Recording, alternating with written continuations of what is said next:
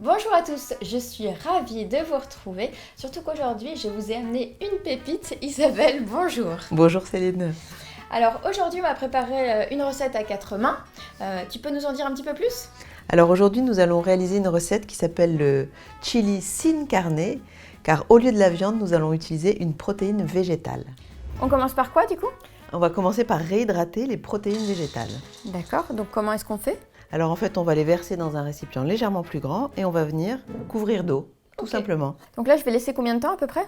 On va les laisser gonfler pendant 20 minutes environ dans l'eau. Et donc quel est l'intérêt de prendre des protéines de soja? En fait l'intérêt c'est d'avoir absolument les apports dont on a besoin en termes de protéines. Quand on veut réduire sa consommation de viande, c'est une bonne alternative. Qualitativement et quantitativement, c'est équivalent à la viande. Je te propose qu'on commence par la cuisson maintenant. Avec plaisir. Voilà, donc on va utiliser l'huile d'olive pour faire rissoler nos oignons et pouvoir ajouter toutes les épices qu'on a préparées. Oui, parce que le soja c'est un peu fade, non? Il n'y a pas beaucoup de goût. En fait, ça n'a pas de goût, c'est neutre. Donc ce sont les épices et les herbes aromatiques qui vont lui donner du goût. D'accord. Donc qu'est-ce qu'on rajoute comme épices? C'est parfait, là, c'est très bien rissolé. On va rajouter nos 3 épices. On a du curcuma, paprika, Ouais.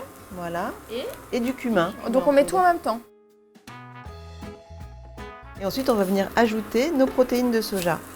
Alors là, l'idée, c'est de bien imprégner nos protéines de soja des épices qu'on a préparées et des oignons pour effectivement leur donner le goût final. Ok. Ensuite, on va venir ajouter la pulpe de tomate. Ça sent déjà super bon. Ça sent super bon, et je trouve que ça a une très belle couleur. Ouais, tout à fait. Et donc après, qu'est-ce qu'on fait là maintenant? Donc là, on va saler un petit peu en rajoutant de la sauce soja. D'accord. Voilà, on va pouvoir rajouter maintenant le thym, une herbe aromatique.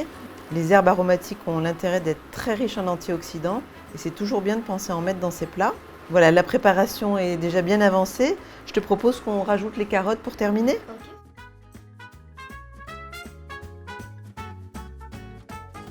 Alors bien sûr, le chili ne sera pas un chili si on ne rajoute pas un petit peu de piment. Ah bah oui, c'est vrai. Donc c'est la dernière étape. Très bien. Donc on viendra ajouter des grains de maïs qui seront jaunes et qui donneront un petit peu de couleur, rehausser notre rouge.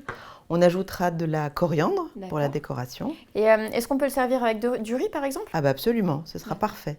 Ça nous fera un plat complet. Ok. On aura un féculent, notre riz, les protéines de soja et les légumes. Et voilà, notre chili sin carne est prêt. Un grand merci Isabelle. Et j'ai une dernière petite question pour toi. Où est-ce qu'on peut trouver ces protéines de soja? Les protéines de soja, vous les trouverez plutôt en magasin bio. Quand vous les achèterez, vérifiez que vous avez bien le label bio et également le label sans OGM. C'est important. Parfait.